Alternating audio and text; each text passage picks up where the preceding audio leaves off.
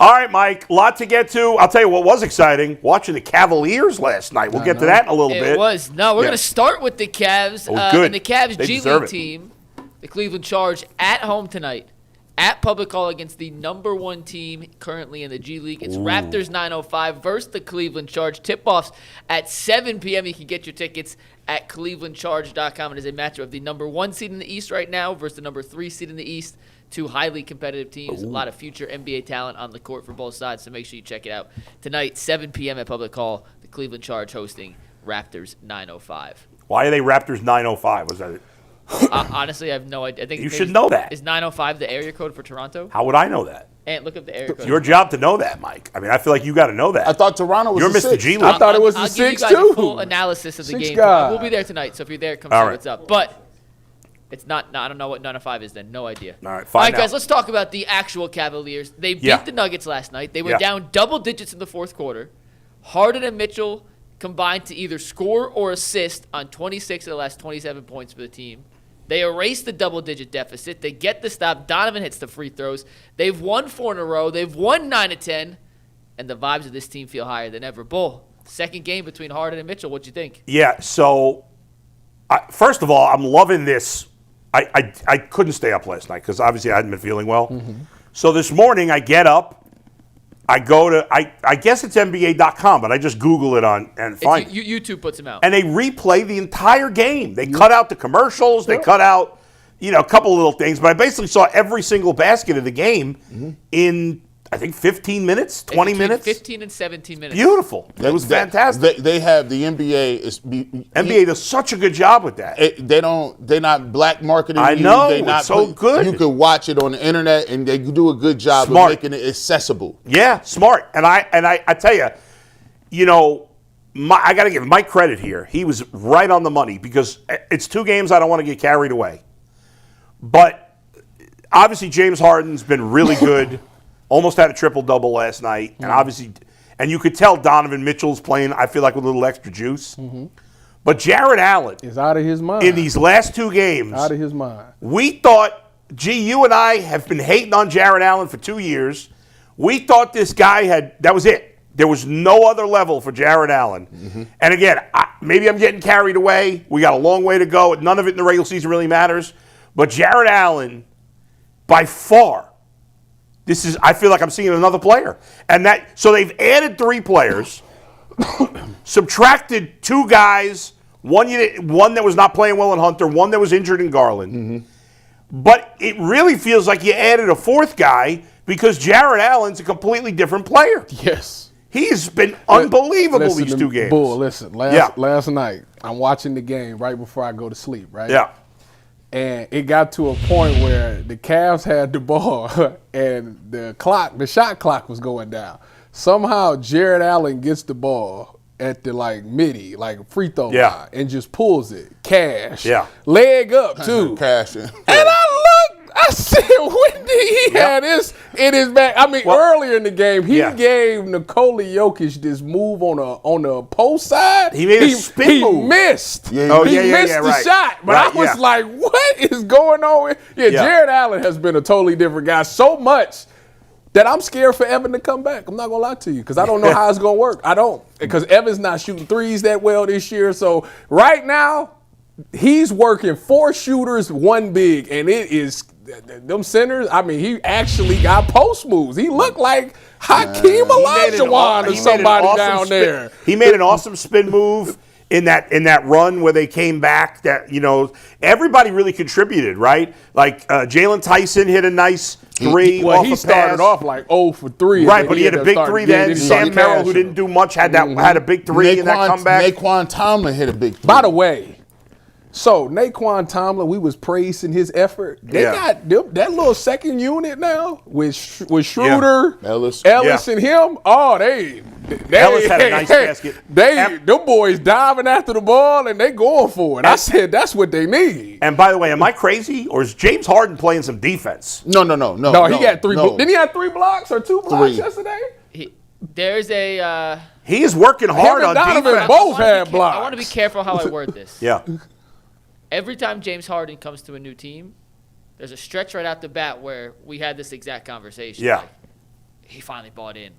And then it tails off. But maybe he's older. Maybe this is a new situation. Yeah. It'll continue. Well, it's only a half a season. It's not even. He's playing some pretty good defense in the first 2 games. What we got to do is I want to show the levels to this. I think we've been disrespecting James Harden for a very long time, and there's guys like LeBron who people will be like, oh, he's washed, or Kevin Durant or Steph Curry. I think it was this gentleman over here who said LeBron was washed. Washed. That generation of players, like those guys that are 34 to 35-ish in that era, where we've been ready to get rid of them and get some new dudes, they showing you it's a whole nother level. The thing that James Harden is able to do, and it's crazy to me, is how smart he is and how he makes the right basketball pass. No matter what defense they're giving him. The Nuggets gave him a lot of different things. They blitzed him. They switched on some things. They did a bunch of things to kind of slow him down. But he always is making the right play and the right pass. And the thing about the Cavs now is it's levels. First and foremost, I shout out to Darius Garland. He's not hitting that step back three. No. He's not. He's not hitting Not in that spot. Not in that spot. And maybe he is. No.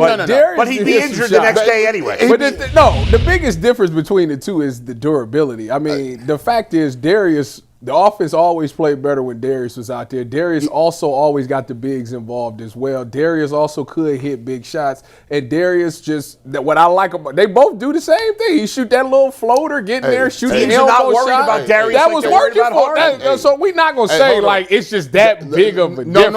It is. It is. We're not going to do that. Let me tell you why. We're not going to do that. Let me tell you why. Because Darius Garland is not unguardable when he's on. That's patently false. So Darius hasn't went for 50 before? He is nowhere near in the same league as James Darius Harden. maybe Darius don't have a go-to move like James Harden do. Maybe I'll give you that. And by the way, the passing ability. What about it? The fact that he can make pocket passes, like, I'm like, bro, how did you even see that? Or he gets to the key and he turns around and passes the ball out to the top of the three-point arc. And understand it. Think about this. No practice. I'm giving him the Shedeur Sanders credit right now. No first team reps. No first team reps. And he came out here and he's not only finding guys and he's not even forcing shots. He's getting them within the rhythm. 2 nights back to back. Huge threes to get your team back. Because they was up 10. If you watch that game, all I was looking for was a nice little bucket. All they needed is a dagger. I was like, yeah, they're up 10. If they hit a 3 right here, it's game time. You caught in the moment, though. Yeah, now, I will say admit we're a little caught in the moment. I feel like, but I will say that seeing him hit the step back shot to tie it up was huge. And could I see Darius doing that consistently? Maybe not. So I'll give you that. But as far as the other stuff, Darius facilitated the ball well. But not Darius as well as could Harden. Score. Maybe not as well as Harden, but it was the same thing. But when you're talking, there's little differences between being able I to didn't win say a it series wasn't and a difference, but y'all act like it's just, it's night and day. Oh, my gosh. It's not like that. Cavs, we got to calm down. You just agreed that Jarrett Allen's playing his best basketball. He is. Darius also been out. That's another thing. Availability. Well, that's a big part of it. I mean, yes, I agree with you, but before Donovan got here, Jarrett wasn't playing good basketball. Now not like he has the last 2 nights. This is different. Now, can he continue to do it? We'll see when Evan gets back. Are they going to slip a little bit? Sure. Are they going to not look as well and try to acclimate these other people? Sure. But the thing that I think is different is if you are another team and you're another team's fan base and you say, look at what the Cavs have now. Ellis and Schroeder are playing a lot more physical defense and being in a passing lane. Dennis Schroeder has this uncanny knack to get to the rack. He's really quick. He dips his left shoulder, and he just always seems to find an angle to finish McNuggets. I'm like, how is he getting to the rack like that? Now, Keon Ellis, he couldn't hit the broadside of a barn yesterday in that short corner 3. But he still has the ability to play the defense. So you get those 2 guys, and to mention Jalen Tyson, you got 3 guys, including Nae'Qwan Tyler, that you got some dirty work to get. And when everything kind of slows down, and instead of Donovan Mitchell having to go complete ISO Joe, you still have a guy in James Harden that can also create his own shot, figure out how to hit shots late in the shot clock. And now, if you them other teams, if you look at this Cavs team, you're like, oh, they were dead in the water a week ago. But now with James Harden and Donovan Mitchell, they got a puncher's chance against anybody. Cavs are now the favorites in the East. They're the third choice to win the NBA title. Listen, they could bow out in the second round just like they did last year. Who knows? But there's a level of excitement and energy that the team has, and that I know as a fan I haven't had the entire season. I agree with that. And I will give you this. I can't remember who said it. Somebody sat on this panel and they said the thing that's profound is that when you look at Harden versus Darius, the biggest difference is teams is going to say, that's James Harden. Like, I know he's 36, 37, but that's still James Harden. That to me is a big difference, and that just makes everybody change. better. Yeah, it's not like he'll let him shoot it type thing. No, he'll make you pay. They just feel deeper, tougher, more formidable. Again, time will tell. It's 2 games. You're right. So I'm not trying to jump into like, oh yeah, we definitely going to the championship. There's nobody's saying that. But right now, I will say, in closing minutes of games, because it's been 2 opportunities, the Kings and last night. Yeah. This is the best I've seen them close games, and they haven't been. It's not like they've been having the league in these closing minutes. They had to come back and win these games. So I do have a lot of respect for that. Now, McNuggets, I need you to get your apology ready for James Harden. He texted me the other night. Actually, he didn't. He hit me up and said, "Listen, McNuggets, man. He wasn't liking me when I was with the Nets, man. So now he loves them. He was incredible with the Nets. They went on. That team should have won championships, not just one, multiple. But Kevin Durant's foot was like that too big and was on the line. It was on the line, my G. Chance. But you mentioned the closing, Tyvis. I said this on the Ultimate Cavs this morning. I want to re-emphasize this now. They've played 2 games together, just 2. Harden, Mitchell, in this iteration of the Cavs. In the first game they played together, Mitchell and Harden became the first pair of Cavaliers teammates in the NBA play-by-play era, which is from 96 and on, to both score 15 points or more in a fourth quarter of a game.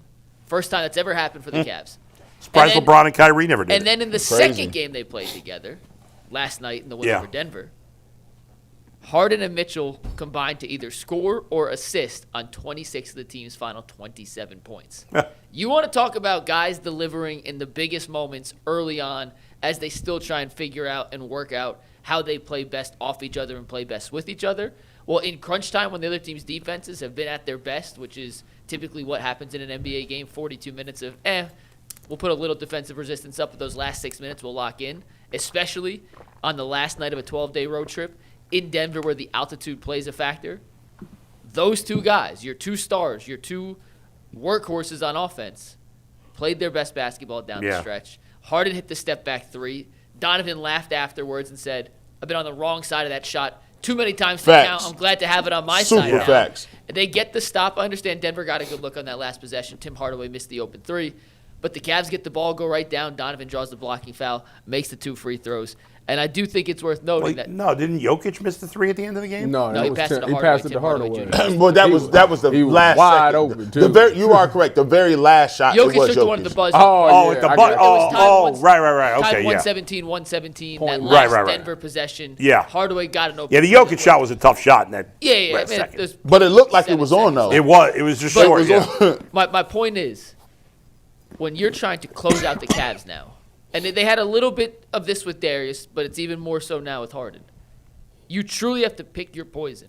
Are you going to let these guys go one-on-one? Are you going to let Donovan attack a defender one-on-one? Are you going to let James Harden in a pick-and-roll situation play 2-on-2 basketball and not help? If you blitz and/or help, you're leaving Donovan Mitchell, a Jalen Tyson, a Sam Merrill, 3 deadly spot-up corner three-point shooters wide open, or you're going to let James Harden or Donovan Mitchell play 2-on-2 in a pick-and-roll situation. Good luck trying to figure out what the best way to stop the Cavs is down the stretch. I think it's a pretty significant difference between him and Darius. There's a presence with Harden that Darius does not have, a physicality that Darius does not have, a toughness on some level for all the criticism. And I'm sure maybe by the playoffs we'll be criticizing James Harden too if he has a terrible game. We'll see. Long way to go. These next 3 games, they're playing crappy teams.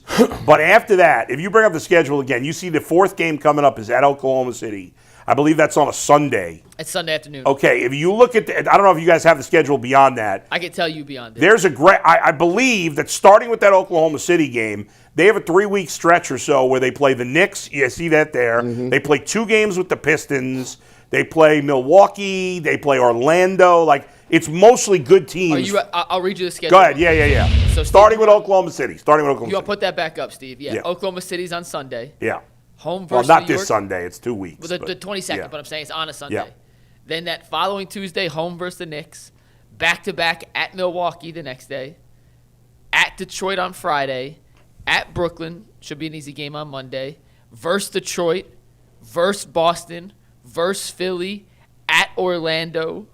And then it kind of evens That's it. off. But that's a stretch. I mean, I don't know. Is Giannis going to be playing for those Milwaukee games? Who knows? So if Giannis is playing outside of the Brooklyn game, those are all tough games for like a 10-game stretch. And if Giannis doesn't play, Milwaukee's the easiest of all of them. Yeah, right. It literally swings that much on whether Giannis. Yeah. If you're looking at roster for roster, but he ain't the GOAT. And by that point, you're like 4 weeks away from the playoffs. again. roster for roster, you looking at, man for man. If you take a look at the lineup of Harden, Mitchell, Jalen Tyson, Mobley, and Allen in the East, that's very formidable. That is very, very, that's very formidable. And then all of a sudden, you got guys like Schroeder. Like, think about it. We had a lack of ball handlers and a lack of creators that came. One thing Tiger Jerome was able to do was create. I noticed that this year we haven't had that ability. But Ty Jerome, we couldn't even get the ball off the court last year when Donovan Mitchell was against the Pacers. So you bring in that playmaking ability and the ball handling with Dennis Schroeder coming off the bench. And now all of a sudden, you've added 4 tough-nosed guys to a group that was typically soft. Right.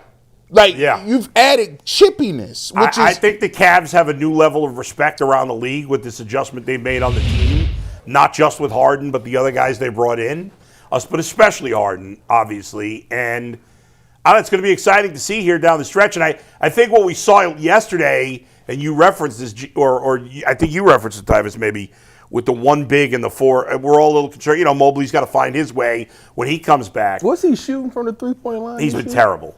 It's like around 32%. And even that's misleading because he's been worse lately. He started out hot. It's been worse. Yeah. But I'll say this.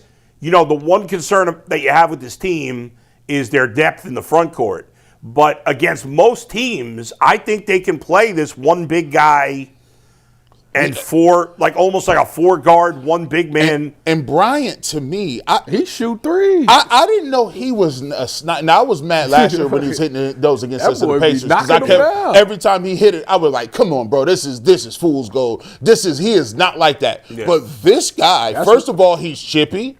And the fact that he'll knock that down. It's like that's what he really want to do. Like he feels in my heart of hearts, I feel like I'm a stretch 5. Yeah, he shoot it with conviction every time. Like you gonna get. Watch this. Bang. And he plays with I believe he wears the 10s, right? Yes, he does. He plays steel 10s. in the steel 10s. So if you playing in the steel 10s, you got goon. That's goon worthy. You know what the steel 10s are? No idea.